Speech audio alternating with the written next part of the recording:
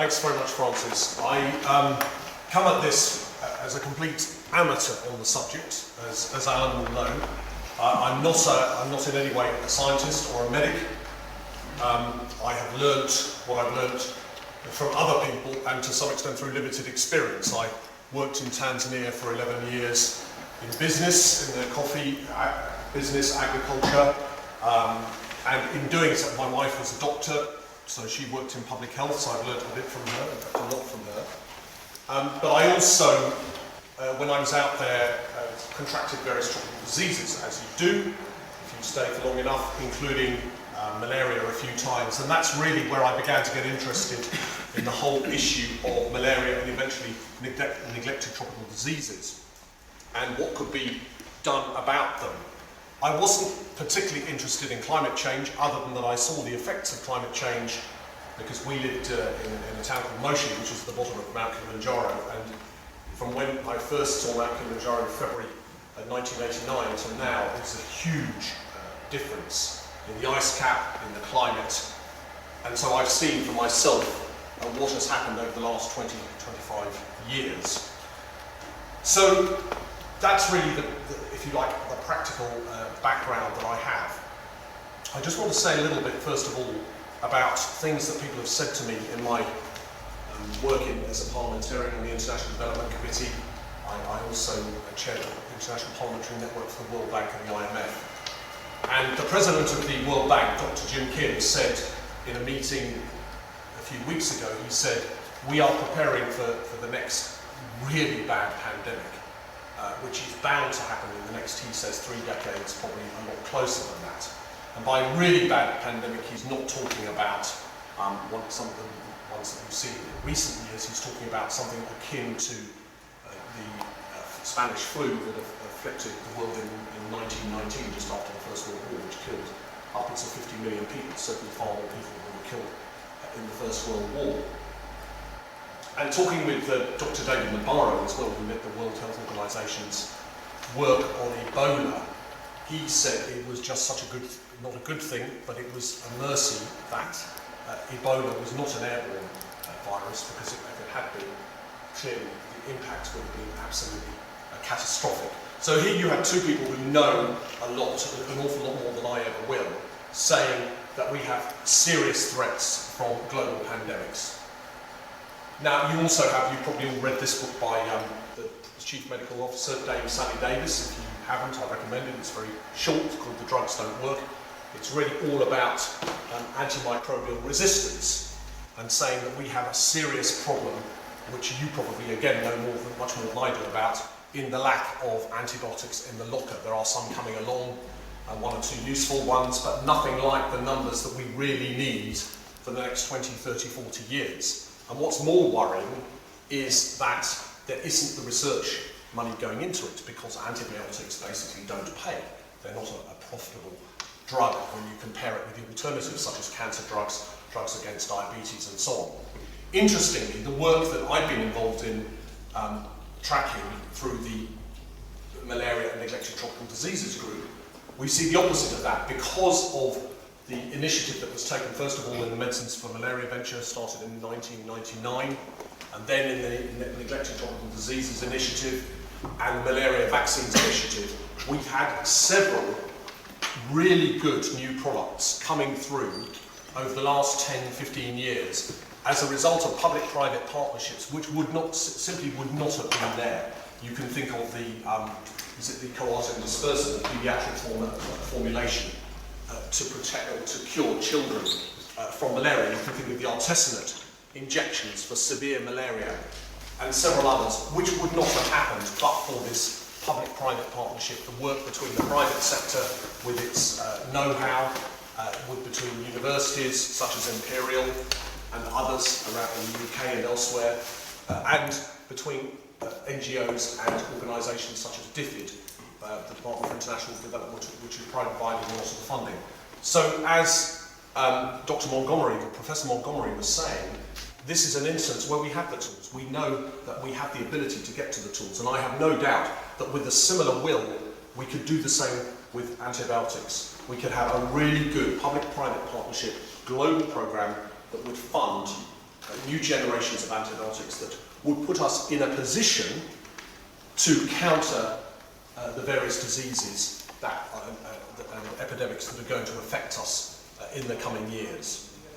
So we have the means to do it, and there are also the resources to do it. We look perhaps at ODA, Official Development Assistance. That's $130 billion a year. It's a lot of money, but in the global context, it is not a great amount of money.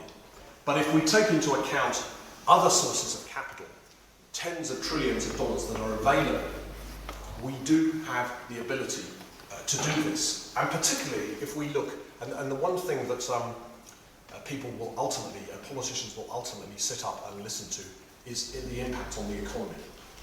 If you just take malaria, the impact of endemic malaria on an economy is to take 0.7% a year of growth. And that's just malaria, that's just one disease. If you look at the impact on the economy of Sierra Leone, of Guinea, and of Liberia, of Ebola, which ended up by causing very tragic death of 10,000 people, probably even more from diseases like malaria where people couldn't get to the clinics. But in the tens of thousands, not the hundreds of thousands, not the millions, the impact on the GDP of those countries was huge. Sierra Leone went from a growth of 9% a year to a contraction. You're probably talking in billions of dollars. So people are beginning to realise, even if they don't think of it in any other way, that these kind of the effects of serious outbreaks of disease or endemic disease which is not treated is enormous. It's reckoned that if the WHO's plan for eliminating malaria or getting it down to something like 10% of where it is at the moment by 2030 is put into effect, not only will it save several millions of lives, which is the most important thing, but it will also add $4 trillion to the world economy. In other words, that's $4 trillion of economic activity which would be lost. That's jobs, livelihoods, public services, which will be lost if we do not tackle malaria in that particular way. And that's really without talking about climate change. Apart from seeing what happened to Mount Kilimanjaro, I wasn't really bothered with climate change. I didn't know too much about it, but my brother-in-law happened to be the UK's chief scientific advisor on energy and climate change until last year. And it was listening to him and seeing from him not only the consequences of climate change in all sorts of areas, whether the economy, whether health, that I realised just how important it is that we have the political will to do what Professor Montgomery was saying. So how do we have the political will? Well, the first thing is information. Politicians, people in politics, I call myself a businessman who happens to have ended up in politics, but we want to see the evidence. And a lot of members of Parliament are very convinced by the evidence, or fairly convinced by it, certainly many more than were, say, 15 years ago. This is of climate change and also of the threats that exist. But they also want to know, how can we do this in a very difficult economic climate, in a way that isn't affecting people too much in the here and now? Because if people say, well, in order to do this, you're going to have a vastly reduced standard of living in order to meet the keeping global temperature below 2%, they're not going to listen too hard until the impact of that rise of 2% or more is before them. So we have to find ways of saying, look, this is not just about averting something that is bad, it's about doing something that will avert catastrophe, but at the same time is very positive for you, for your children, for your grandchildren, for the future, for the economy. And that's why we have to do much more to convince people that investing in the green economy, investing in making investments that are going to have a positive impact, that are going to reduce carbon and other greenhouse gases and eventually eliminate them, is something that makes sense commercially. And I believe we're beginning to do that.